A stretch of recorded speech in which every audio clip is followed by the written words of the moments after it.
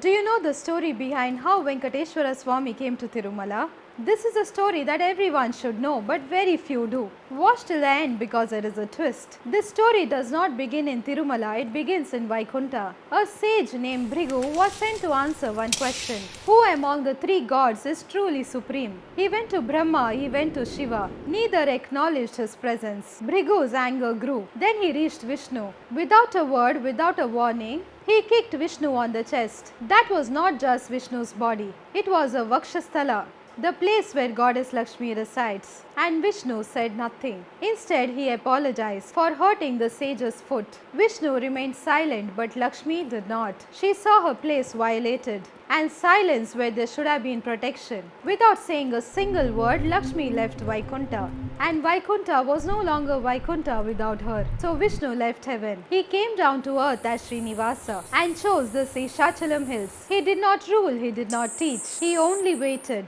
The gods became afraid. If Vishnu withdrew from the universe, who would protect creation? So Brahma became a cow. Shiva became a calf. Every day they offered divine milk to Srinivasa at an anthill in the forest. Until one day the cowherd followed them. The blow did not strike the cow, it struck Srinivasa. Blood flowed. The truth was revealed. The king of that land was held responsible. He was punished by having to be born again, this time to serve Srinivasa. That soul returned as Akasha Raja, and his daughter was Padmavati Amma. Lakshmi herself returned to earth. When Srinivasa saw her, there was no anger, only recognition. Their marriage united heaven and earth, but Srinivasa did not return to Vaikunta. He chose to stay for Kali Yuga because in this age, people would lose the strength and the paths that once led them to God.